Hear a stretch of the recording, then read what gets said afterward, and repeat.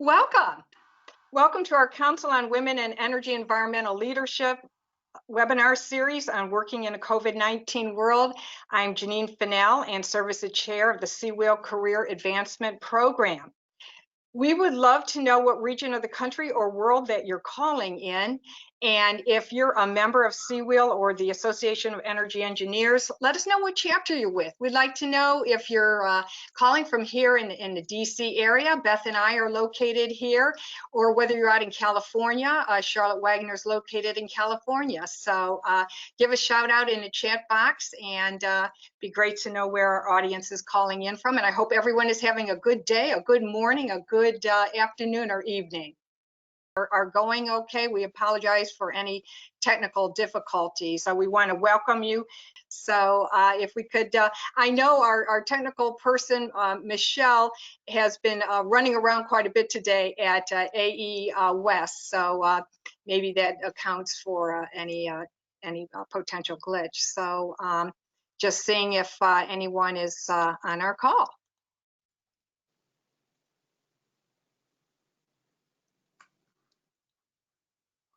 I'm not seeing anything in the chat window myself. Janine, Yeah. are you guys seeing anything? No. Janine, you said you had a start broadcast button or something? I did, yeah. Hey, Janine, it's Michelle.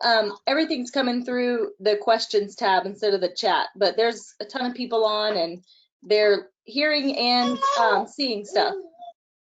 Oh, okay, because for some reason, are you getting the questions then, Michelle? Yes, I am. Okay, because I'm not. Can you just let us know where some of the audience members are from? Because we wanted to reach out and just learn more from the audience and where they were calling from.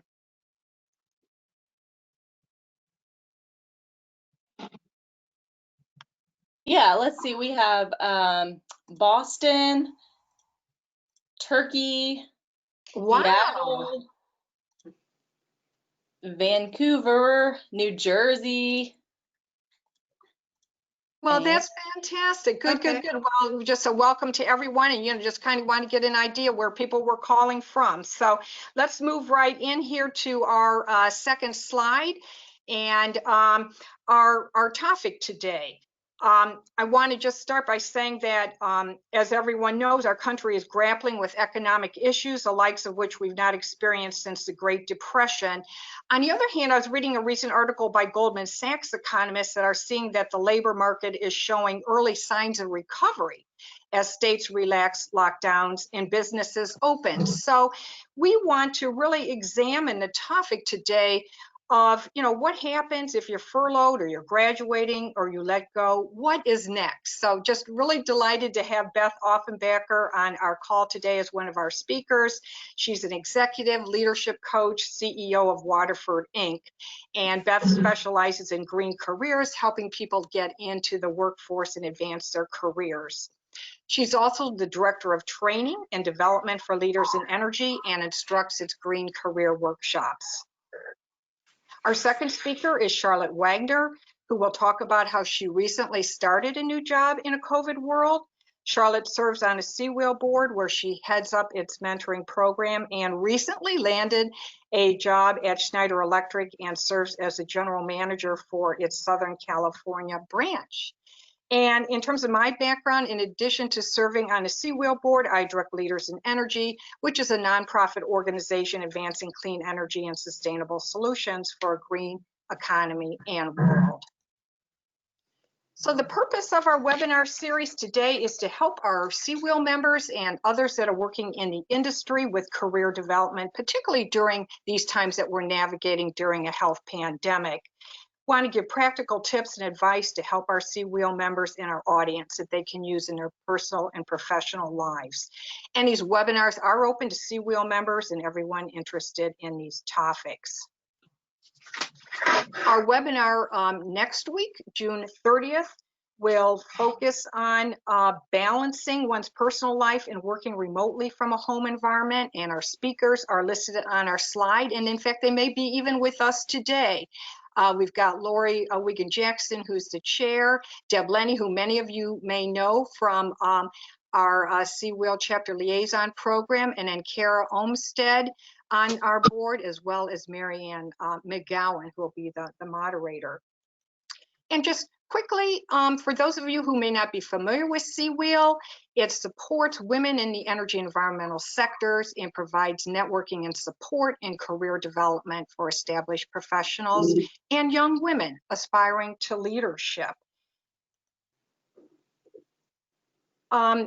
It also helps to sponsor local and regional Seawheel events, mentoring programs, scholarships, training, and certificates. And, I just want to let everyone know that it's a part of Association of Energy Engineers, and you don't have to be an engineer to join AEE or Seawheel. You can be an architect, you can be an economist, you can be a lawyer, many other professions, and it's open to both men and women as well who are interested in helping to support women in the industry. So without any further ado, let's get started on our program, and I will turn the session over to Beth Offenbacher. So welcome, Beth. Thank you, Dean. I'm delighted to be here. Thank you for your kind introduction. I very much appreciate it. And Seawheel has a warm place in my heart, as does AEE, doing amazing things to help our industry lead and develop the people that are necessary for us to address some of the big green challenges we face in our world. Next slide, please. Janine has mentioned a little bit of my background, and I specialize, in fact, in this industry. So scientific and technical leaders are the people who I work with and the organizations that I support in helping them to have the infrastructure in place within their organizations and the leadership skills necessary to make the changes that we need to see in our communities and in our world. Next slide, please. So today I want to talk a little bit about what you do in this time of change, this time of chaos in some manner of speaking. How do we think about what's going on now and what's next for us professionally? In my background, I've worked with senior executives, mid-level leaders, as well as emerging leaders, individuals who may just be coming out of school. And all those individuals, at some point in their lives, they may be older and returning to school and re-entering the workforce. They may be individuals who this is their first career, or it may be people who are pretty seasoned and are figuring out where do they want to land next. And so one of the key pieces of advice that I've been talking a lot with my clients about is acknowledging that we are in this time of transition. And so it's really important for us from an emotional intelligence perspective to acknowledge exactly that. This is a transition. And that means thinking about, oh, I'm sorry, back. Sorry, Beth. Slide. Thanks, Janine. That means identifying what was, spending time to identify your feelings, looking for ways to do that, to acknowledge what's going on now. And again, it's to be expected in a time of transition that mixed feelings will be present. And remember, emotions are data. I have a certification, several of them in emotional intelligence. And so learning to identify what those feelings are really important for us. And then thinking about what's next. Right? And it's okay to mourn what happened, but it's important also to have a plan for taking the next step. Next slide, please. And so today I'm going to just talk briefly about 6 key takeaways that I hope will help you, give you some very practical tips associated with getting through this transition in a positive and productive way. The first piece is to always have a plan. If there's that old saying, a dream without a plan is a fantasy. And so as you consider where you want to serve, who you want to support, the kind of change that you want to be in the world, it's important for you to put a structure in place. This is something as part of the Green Career workshops that I lead with leaders in energy that we spend a lot of time exploring. And so your plan is going to look completely different than someone else's plan. It's really important to identify where you are and where you want to go. Next slide, please. And to that point, really honing in on what are your strengths? What are the strengths that you bring, the hard and soft skills, the experience and expertise that define your brand as an individual contributor? in our industry. Developing that plan with an eye toward the types of roles that interest you, the types of organizations that are a good fit, where you want to be a part of moving our industry forward. And then creating a go-to-market strategy that allows you to implement that plan with certainly an emphasis on networking, volunteering, and putting that plan into place. And then once you've landed that position, to consider how you can continue to hone your skill set. What do you need to add to that skill set to make you even more competitive in the marketplace? And to find ways to give back, to mentor others, to receive mentorship from leaders who are senior to you, and then look for those signs that it's time to go back to step one, because all industries change, we grow as professionals in jobs, and so to always be mindful that we need to have a plan, or at least something in the background that we can go back to and retool is really important. Next slide, please. So secondly, to that point of defining your brand, really understanding who you are and who you're not. Who do you want to be as a professional and as a leader? There's an individual who I've been working with recently who has gone through some career changes, and this person is on their third career, and they're really trying to understand that. They have great experience, and they're really diving into what's the kind of work that excites them right now. What are those things that they would say no to, and what are those things that they'd say yes to? And specifically, what contributions could they make to an organization that would help that organization move the ball down the field? Next slide, please. So that taps into what we call our motivation. And so engaging that intrinsic motivation of what inspires us, what has meaning for us personally, what corresponds with our individual values is super important, because that means in the days when things get a little tough, you're still excited about going to work. And when you start to become less excited, that's one of the signs that you should be thinking about maybe it's time to look for a new opportunity. And so certainly there's value in money, visibility, recognition, some element of authority or power, but you really want to face what's going on right now and think about a way that you could act on what's occurring in a way that's meaningful to you. Next slide, please. So this is where I often recommend for people, especially in times of career transition, to look for opportunities to do strategic volunteering or pro bono projects. That's valuable for several reasons. Number one, it expands your network. And the more people you know who understand what you're looking for, the skills and talents that you bring to an organization, you've just expanded your market. It's a really important thing to do. And it allows you to cultivate new skills. I hear this question often from people who are getting into the industry, transitioning from another field, or who are just out of college. I don't have a big portfolio in renewables. I'm really interested in getting into that. What do I need to do? And we talk about what are some opportunities that they could pursue that would provide them with something that they could talk to with a potential employer. So great things to consider, especially now in today's COVID environment. Next slide, please.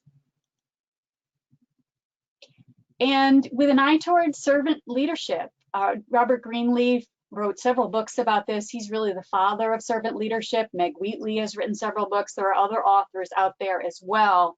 And you can see the 12 different dimensions of servant leadership. And so I love the quote from Harry S. Truman. It's amazing what you can accomplish if you do not care who gets the credit. So really focusing on the contribution. I think of one of our Leaders in Energy members who spoke at a program we did several years ago, who talked about that he was able to reinvent himself because he started an organization that really focused on making a contribution. And he was able to move into a position with an energy company and do some amazing things. And so when we step outside ourselves and think about what's needed and how we can connect with the larger good, some really, really exciting things can happen for us. Next slide, please. And so to the point of always be networking. So as this person transitioned into that new role, he mentioned several examples of how he continued to connect with people in the industry, and that led to his new opportunity.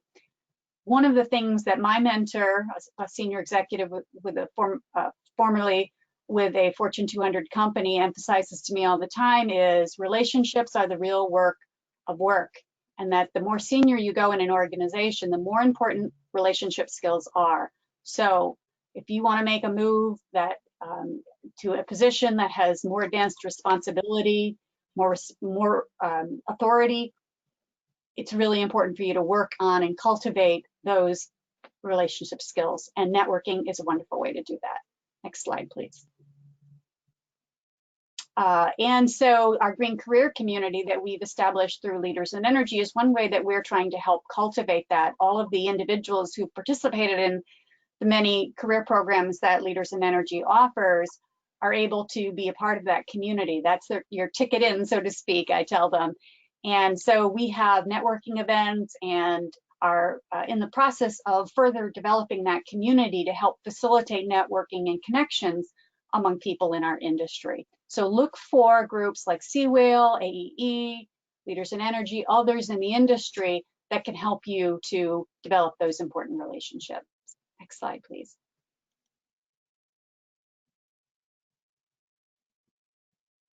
You really want to stay up on market needs and trends. Again, I will emphasize AEE, Seawheel, and Leaders in Energy, other groups out there. There's a raft of environmental, clean energy organizations that are doing exciting things. Look for news feeds. There are a lot of newsletters available free of charge via email, attend events. You really want to have an ear to the ground and what are the big challenges that our industry is facing today, because those challenges drive job creation. And so you want to be able to understand and be able to speak intelligently about them with a potential employer, a colleague in the field as well, so that they know that you are a trusted and valued resource for organizations that do that kind of work. Next slide, please. And our Green Career Momentum in Leaders in Energy is a place that we explore some of those different trends. So this is a program, in fact, we're going to be offering it again this summer. It allows people to network, develop relationships with a core group of people in our industry, and as well receive some individual support on their career development. But one of the things that I enjoy the most about it is it gives us a chance to dive a little bit deeper on the market trends and needs that are out there. So people not only hear that information, they gather it and share it. And so it's really a great opportunity to learn more about the cutting edge here in clean tech and sustainability. Next slide, please. Last of all, assess the competition. You want to be really mindful of what's going on in the industry. One of the tips that I often give clients is find the job title or a handful of job titles that really excite you, look them up on LinkedIn and put together a spreadsheet. What are the qualifications that they're looking for in the field, and those nice to haves that are also listed. Compare them to your own qualifications. How do you stack up? Should you be pursuing a certification program? I know AEE has several of them. They're all excellent. Those are wonderful ways that you can stand out from the competition. Look at other things that are listed there and try to assess also within your region. What are those things that are particularly desirable? And what are those things that maybe aren't required, but are on the nice to have list that would allow you to bubble up to that short list of individuals who are invited in for an interview. Next slide, please.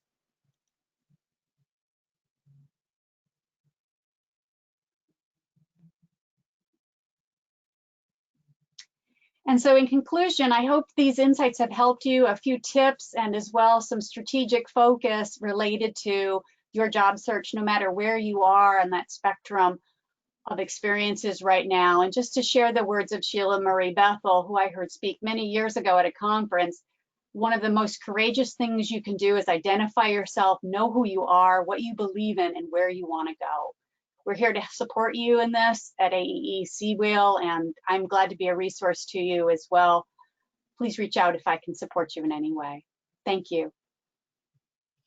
Thank you so much, Beth. Really enjoyed the presentation, and we'll look forward to some discussion and questions. Now we will move to Charlotte Wagner and actually hearing an inspirational story about someone that just started a new job recently in a COVID world, you know, just what it means, how it's different, and tips on helping others to find jobs in this situation. So Charlotte, it's all yours. Okay, great. Thanks, Janine, and thank you so much, Beth. That was a great talk. And yes, it's quite a time to change jobs. I just started at Schneider Electric in April, so my joke is that I left my last job. We had already started working from home, so there's no goodbye lunch or anything. But I basically packed up one computer and shipped it back, and then received another computer and started working. So I'm really pleased to be the general manager of the Southern California branch for Schneider Electric of digital buildings and building automation. My other relevant role to this webinar is very proud to be in CWheel. Very honored to be on the board. It's a competitive application process, so I'm very honored to be chosen, and I'm the current mentor program chair. Next slide, please, Janine. So basically, I wanted to talk about two general subjects, like first, how I found the job in this time, and then move to, okay, now I've started, how do you start a job remotely? So I ended in March at my last job. I started at Schneider Electric on April 20th. So it's been just about 2 months. I wasn't actually doing a formal job search. The Schneider Electric recruiter contacted me through LinkedIn, but I was ready. That's the always have a plan and always be ready. So I actually had not seen Beth's 6 key takeaways before this webinar series, but I had been doing a lot of those. So I want to talk about those, and then I'll go into tips for starting a job remotely. So next slide, please, Janine. So I want to spend most of my time here basically taking Beth's 6 key takeaways and how I applied that to myself to find a great new position. And wish I had time to talk about all 6, but I chose 3 of them that really helped me get this great new job. So one of the ones that she said is, define your brand and know who you are. What if that great job landed in your lap? What would it be?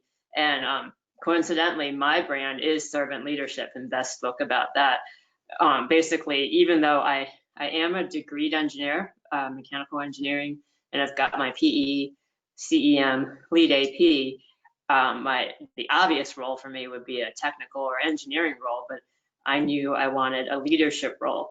It can be technical leadership, but some of you are on the call that know this is true about me, that nothing gives me greater pleasure than setting the vision and helping people be the best they can be, and do that really hard thing that they didn't know they could do, help them get the promotion or otherwise help them succeed. So that was my brand. So I would echo with what Beth said, is really say, who are you? And I knew I wanted to be that leader. There are things that can help define that. There are various tools such as Myers-Briggs, DISC. One thing that really resonated for me is StrengthsFinder. So some of my top 5 on StrengthsFinder are strategic and individualization, that helped me define that I really like setting strategy and helping others. So definitely define your brand. One of the other 6 key takeaways is doing volunteer and pro bono work, and how that helps you both network and develop your skills. So I want to share a bit more about that.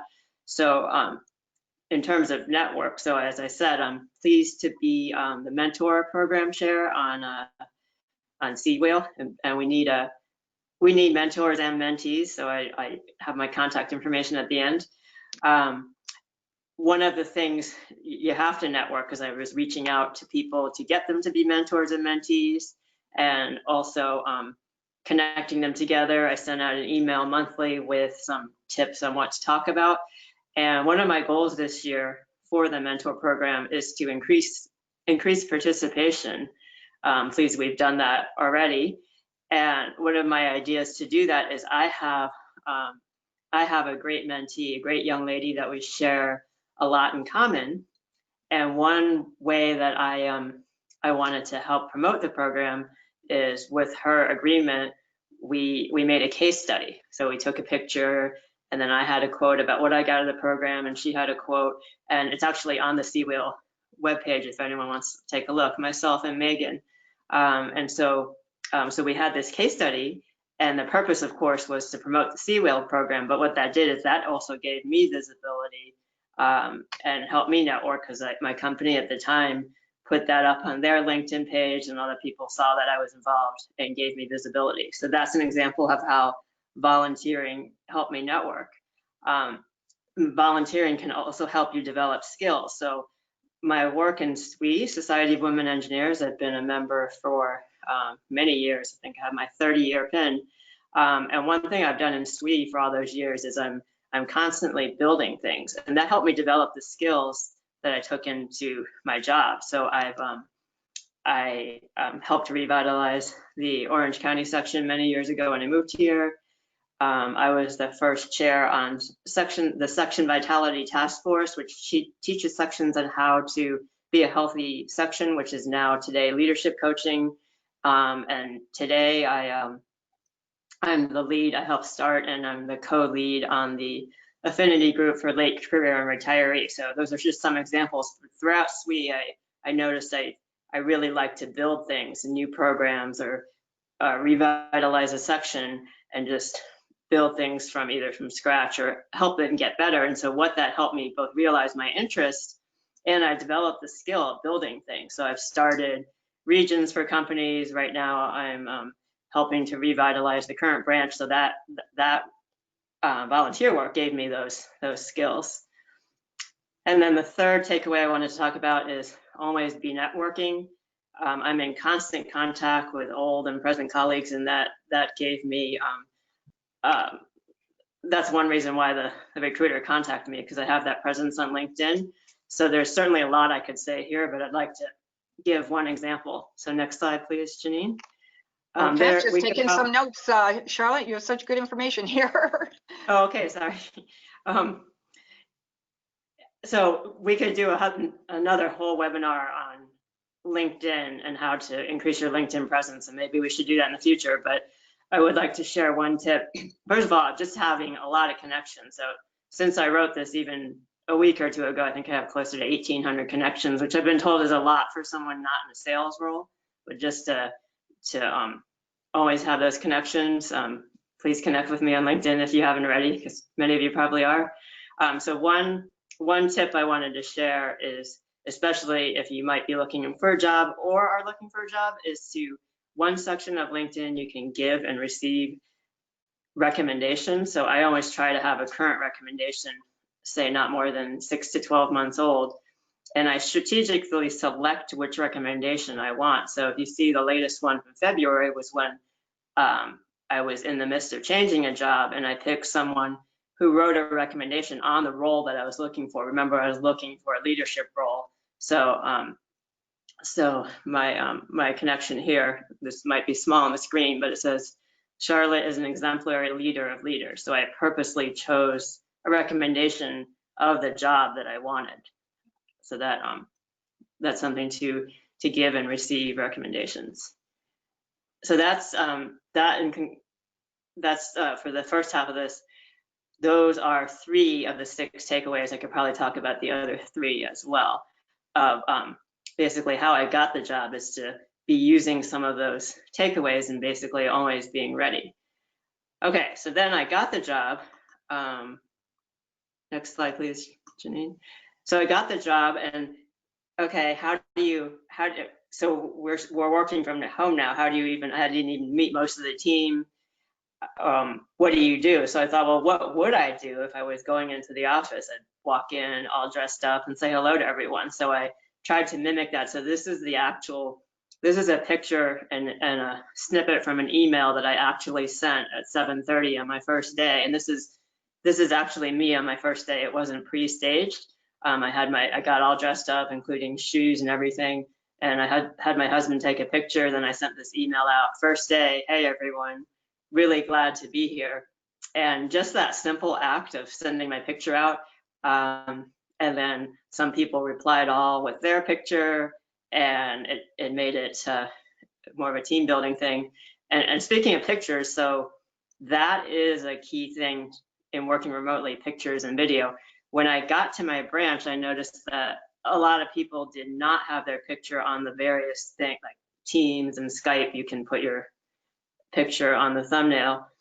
And I put mine right away, and I noticed that a lot of people didn't have it. So just the simple act, I told everyone to put their picture, and then everyone jokes, hey Tom, like your sunglasses or whatever it is. And so that just that simple act helped foster remote working. Next slide, please, Janine. And then just some tips on leading a team remotely. Before I even started, I had a couple of weeks between jobs that my grand plan was to do some travel or take some time off, but that was obviously scrapped. So I just hung around the house, and there was only so many, like the first day I cleaned the closet for 2 hours and needed to find something else to do. So I actually called everyone before I started, everyone upwards of 40 to 50 people, just to introduce myself and say hello. And Schneider Electric is a huge company, and I just decided to connect with as many people as I possibly could, even though that meant my days are full of calls and meetings. I hold regular meetings. I just had my bi-weekly branch meeting this morning and had someone from another branch join that, and she said, oh wow, that's a really nice meeting, and thought that was good that we got everyone together for announcements and a guest speaker. We do use the video. Sometimes people can get video fatigue. Often what we do to kind of get the best of both worlds is put the video on in the beginning, say hello, and then turn it off, and then put it on when you're speaking. I'm really happy to say apparently I have an open door. So because I called everyone, trying to connect with everyone, a few weeks into it, one of my team members said, oh wow, you really do have an open door policy, even though I'm doing it all remotely. So I was really happy to hear that. So that is basically, I know I spent more time on being prepared, and that's a few tips on how I led the team remotely. Basically, in leading the team remotely, anything that I think I would do if I were sitting next to them, can we do that, like sending the picture on my first day or having a video chat. I think there's one more slide. Ginny, next slide, please. Okay, yeah, so that's my last slide. So I'm really happy to have the chance to talk to you. Please connect with me. For Seawheel, I am the mentor chair, and we do especially need mentors. I have a couple of mentees waiting to be matched right now, but mentors and mentees are wanted. And that's my email there, and please connect with me. So thank you very much. Back to you, Janine. Fantastic, Charlotte. Hey, thank you so much. And wow, you're just full of great ideas. And I just love that testimonial, you know, that you're a leader of leaders. So I learned so much. And like you said, I was taking notes. It was kind of hard to change the slides. But thank you. Okay, sorry, I didn't mean to catch you off guard. No, that was good. So I am saying it's 3:37. I want to make sure that we have time for people to ask questions. And Michelle, maybe I'll turn it over to you just to see if you're getting questions, because it's not showing up, unfortunately, in my window here. I'm not sure what's happening. So maybe I'll just see if there are any questions from the audience, and if not, then and maybe I'll turn my webcam on here also to say hi to everyone. And if not, then we can you know, have more of a discussion ourselves. Yeah, so right now I don't have any questions. There is one comment that I'll read. It just says, from Phil, opening my mind and style to servant leadership was probably the best move I ever made professionally and personally. Wow. Here, there is a question from Edward. How can you volunteer and network in a COVID world? Gosh, we had a whole seminar on that. That was the first one, and we'll be doing a replay. So Phil, or was it Phil? Did I get the name right there? Edward. Edward, pardon me. Yeah, so definitely take a look at our replays that'll be posting. But Charlotte, did you want to respond to that? Absolutely. As I said, for SWE, I'm the co-lead of the Late Career and Retiree Affinity Group, and we just had our quarterly all hands call this past Saturday. It was about an hour and a half with 40 people all over the country and world. So we're definitely doing it just like working remotely. We do it remotely by phone and Zoom meetings. I don't know if Edward's questions perhaps is how do you find out about opportunities? Well, there's one opportunity, a shameless plug. We need mentors and mentees for the mentor program. So you can contact me and get involved right away. But do we have, maybe I'll put it back to Janine and Michelle, are there ways to find out about the AEE opportunities? Well, I mean, Through the website? I guess becoming a member and joining the chapters. I know I'm in Washington, D.C. area, so we have our national capital chapter. Michelle, do you want to add anything on that in terms of just the AEE West activity and how people might be able to get more involved in AEE? Sure. Yeah. So it's definitely a different world. We actually have our AEE West conference going on right now as a virtual event, 100% virtual. So you can, it started today, but it goes tomorrow and Thursday as well. That you can network with people through that. I would, piggyback on Charlotte's recommendations on LinkedIn. That's a great way to connect with people and try to network that way. And like Janine said, joining your local chapter, maybe your local CWIL group, and just, finding a way to get on Zoom and other networking platforms, virtual platforms to network that way. And if I could chime in and offer one suggestion, Edward, organizations are really trying to find out how to adapt in this environment. And so certainly you can look on the website of any organization and see what exists there. And then I would reach out with an email or a phone call and try to connect with someone and say, I'm looking to get involved or to do a particular project. Could we talk about what possibilities there might be for doing that remotely?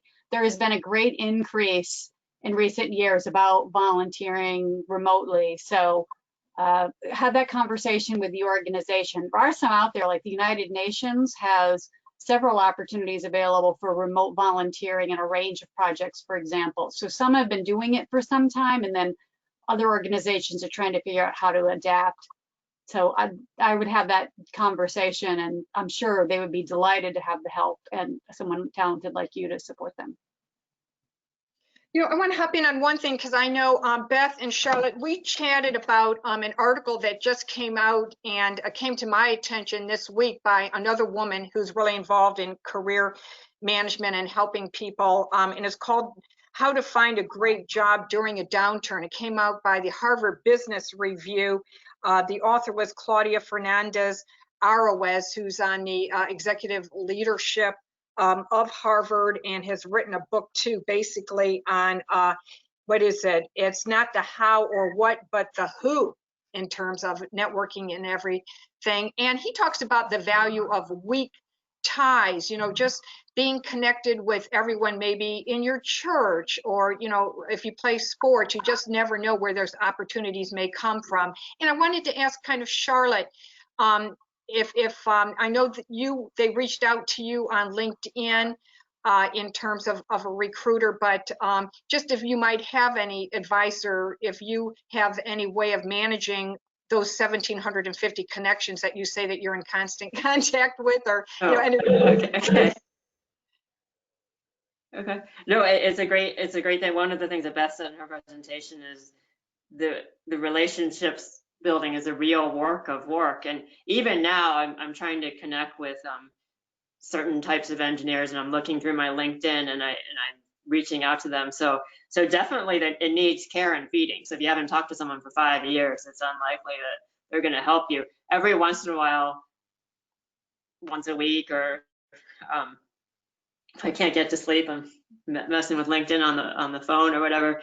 It doesn't take actually that long to just send a bunch of emails or send a bunch of messages on LinkedIn and checking in. One of the people in my last job said he was amazed because I send very often, just like thinking of you, checking in, and I'd send like a one-line email and I'd get 2 or 3 paragraphs back, and he's like, how do you do that? And it's the frequency of it. Wow. And it made email management hard when I forwarded him all my emails at the as I was leaving my job, and he's like, make search hard because every one of the titles is checking in or touching base, and it's hard to search for the subject.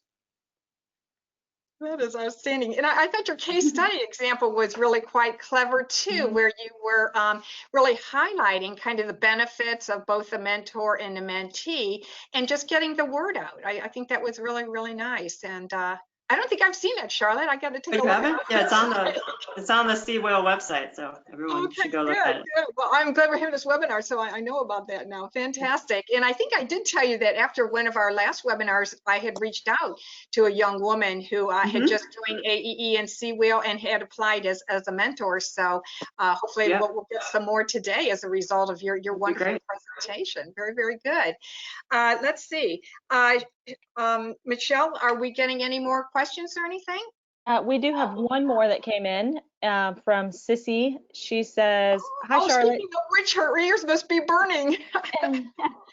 It's great to hear about your advice on making connections on LinkedIn. Did you ask your connections for recommendations?" I think she's referring, hi Sissy, good to see you. Thank you Sissy's been wonderful on the mentor program and the chapter liaison. I think she's referring to, so yes, I deliberately ask for recommendations. Hey Bob, can you write me a recommendation specifically on my leadership? Can you write me a recommendation specifically on that? So I'm deliberately timing them and reaching out. So it's very rare that someone will just write a recommendation without asking, but yes. Yes, I did ask for those, and then I give those in return as well.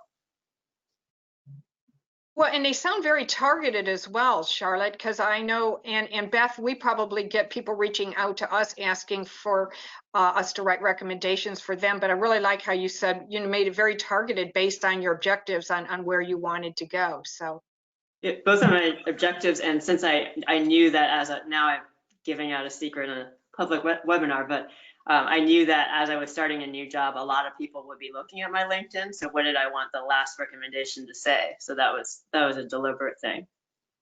Very strategic. And so I think, LinkedIn being a great resource for recruiters, to those keywords and all of those elements, it all, pardon me, needs to all work together to the message you want to send. And so it's fascinating to see, having used the recruiter tools on LinkedIn, how the level of detail that they can look at. And so you really want to go in mindful of positioning yourself to recruiters and to leaders as well, other people who will see you stand out and say, that's a really good person, we might talk to them for this role. Charlotte, maybe one last question, and I know we've got to take off here. Did you actually say on LinkedIn that you were available? Or Beth, maybe you know more about that in terms of being a recruiter, or do you need to flag it somehow?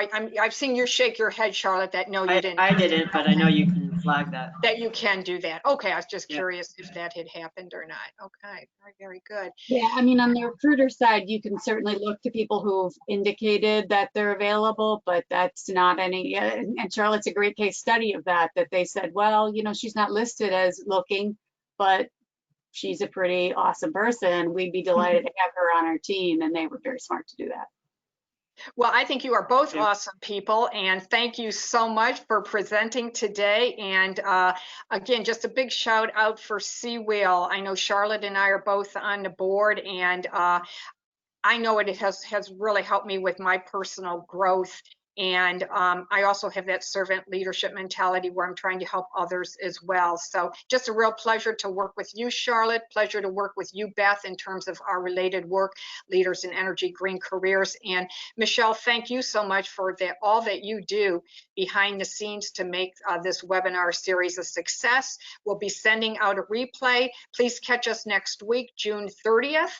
And we will have an excellent session there in terms of looking at the complexity of balancing life needs while working remotely, often at home. So thank you again so much, and look forward to tuning in and hearing more next week. Have a great day, evening, everyone. Thank you. Bye.